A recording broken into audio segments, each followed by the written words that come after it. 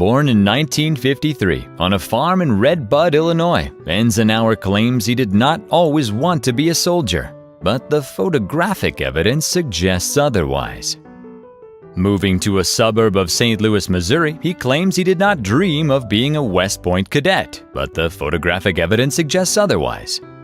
In 1971, at age 17 with a draft number of 25, he and 4 classmates obtained military academy appointments and traveled further from home than ever before, 1,000 miles to West Point, New York. His World War II veteran father's advice at the airport was, "It's not too late to change your mind."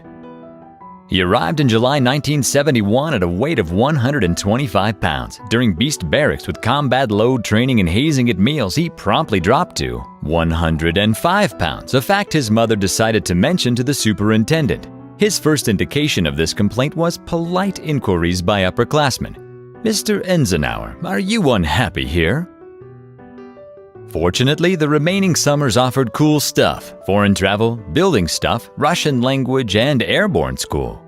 Life at West Point was not perfect, as the actor Dick Powell pointed out in a 1934 movie. "This life we live would be okay, but Army regulations say no horse, no wife, no mustache." In his senior year, our intrepid cadet interpreted the 20th century horse rule loosely, storing a vehicle in his barber's house, which meant C2 had wheels and horsepower. And even more forbidden, something with 2 wheels that would fit inside the van.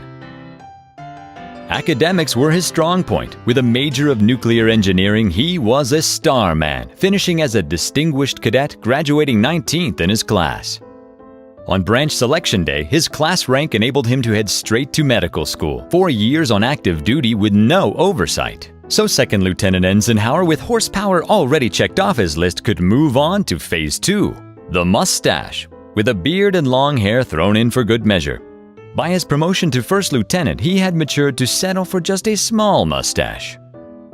The wife took a little longer, but he scored an early coup by delivering the world's longest popcorn string for her Christmas tree, and he knew how to dance. So, in 1979, big check on the wife. The next 20 years flew by. His years as a pediatrician in Hawaii began traditions that continue today: gratitude from his patients, multiple teaching awards, and published research recognized by his peers. His stint at Schofield Barracks came with a lot of field medicine in the Philippines and Honduras.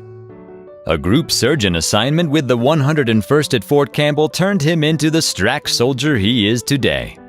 When his wife deployed to Honduras, Major Enzenauer managed to swap deployments with another flight surgeon so that he could join her. The wife of the man who got to stay was overheard saying, "It's a miracle," which only contributed to Major Enzenauer's evolving God complex. His next assignment at Fitzsimmons Army Medical Center to study ophthalmology gave him a love of Colorado, a great mentor in Army regulation standards for mustaches, and hand-on parenting skills with new daughter Kate. He spent a year away in Toronto studying pediatric ophthalmology and was able to return to Fitzsimmons in Denver, where life got more entertaining with the arrival of son Will. He finished out his active duty years at Fitzsimmons as Chief of Ophthalmology and retired in 1994. His family blames these guys for his subsequent enchantment with the National Guard. He was their flight surgeon in his last years at Fitzsimmons. Or maybe it's just military aviators in general who lured the flight surgeon back onto duty. His family made peace with his service in the Guard because he loved being with his fellow guardsmen.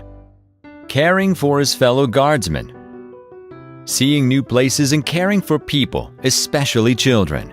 Performing surgery in the field and forward areas of operation. Especially alongside well-armed assistants with essential cross-training skills. He loved running into the occasional old colleagues still on active duty, and meeting international comrades and learning their traditions. In 2010, Colonel Enzenauer was promoted to Brigadier General and spent the next 5 years becoming familiar with Colorado Springs and the Missile and Space Command, as well as PR appearances across the state.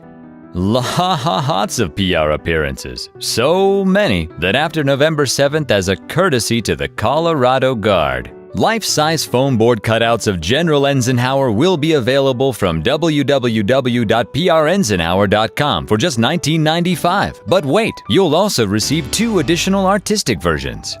A more difficult question for life after November 7th is posed by the crooner Bing Crosby. What can you do with a general when he stops being a general? Oh, what can you do with a general who retires? There are multiple options.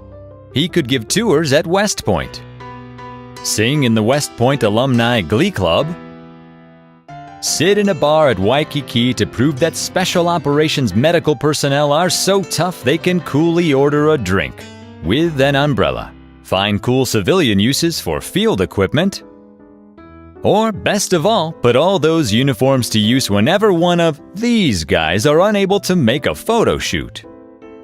Now, having set the stage with 62 years of history, 44 of them in a cadet or duty uniform, several roasters will give their reflections on life with General Enzenauer during the time in the Green Circle, his years in the Colorado Guard. Enjoy!